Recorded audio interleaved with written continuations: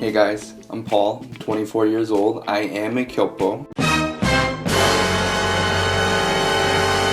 So, I'm currently in Seoul, but I was born and raised in California, Southern California, and I spent all my life in Southern California actually. I was born there, raised there. I just said I was born there already. Went to school there. You know, I had my life pretty much figured out. I was interning at a good film studio in Los Angeles. I had interned for a good television studio before. I knew I wanted to go into marketing, especially in film, so I graduated school early. I wanted to get a leg up on everybody else in terms of the job search. Then my parents offered to take me to Europe with them for a road trip. I actually said no. You can call me spoiled if you want. I said no because I really wanted to get a jump start on my career. I had this dream of by the time I'm 30 years old, which is in 5 years, to be a VP or make $100,000 or something crazy like that. Eventually they convinced me and went to Europe.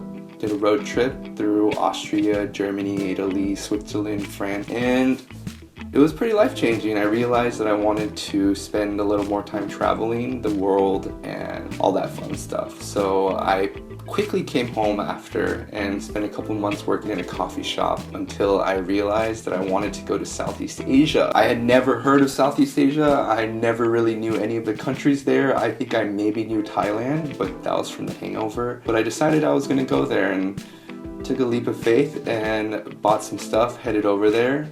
Showed up at the airport, had no idea what I was doing, what I was getting myself into, but next thing you know, I was in Asia for I decided that, you know what, I want to go into international marketing for film, and Asia is a big hot place to expand into, so why not go there, learn as much as I can, have a good time, learn about myself. And my parents were like, hey, you know, Korea is right next to that.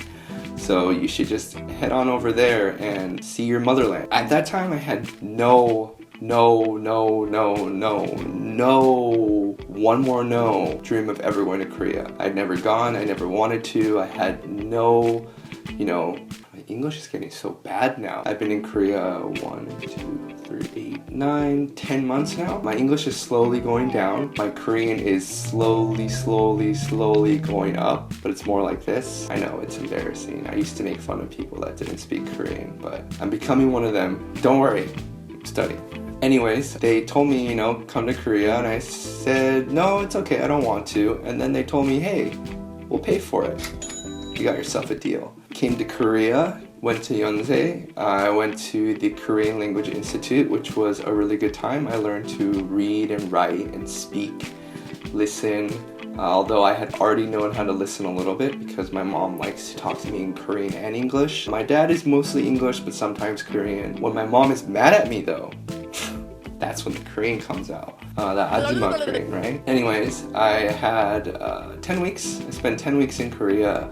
I took a lot of absences, but I focused more on exploring the country that my parents are from, my ancestors, and I slowly started to fall in love with it. I went to Busan. I found my dad's old house where he grew up. I went to Jeju, I went to Sokjo, climbed Halasan, Gokhansan, Seoraksan, Changsan. I was a Tungsan man. I even wore the hiking pants, which, by the way, I think are the most comfortable pants ever. Basically, I spent a lot of time in Shincheon, Hongdae area, and I kind of had an idea for an app, but didn't really think much about it until I was backpacking in Myanmar. My friend was like, hey man, that's a pretty good idea, you should go try it. So I decided to go backpacking a little longer and then come back to Korea, but my dad got in an accident, so I had to fly back to the States. I always had Korea in the back of my mind, and after about 5 months of taking care of my dad when he was fully recovered, I flew back to Korea and I came here to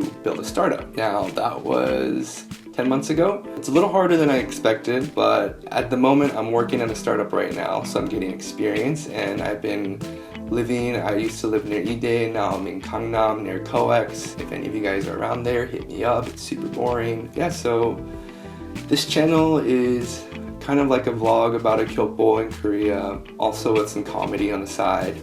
And I also want to touch up on topics that I feel strongly about, but I want to have fun. So if you're a Gyopo or if you're Korean and you just want to know what it's like being a Gyopo in Korea, especially one that can't really speak English, watch this channel.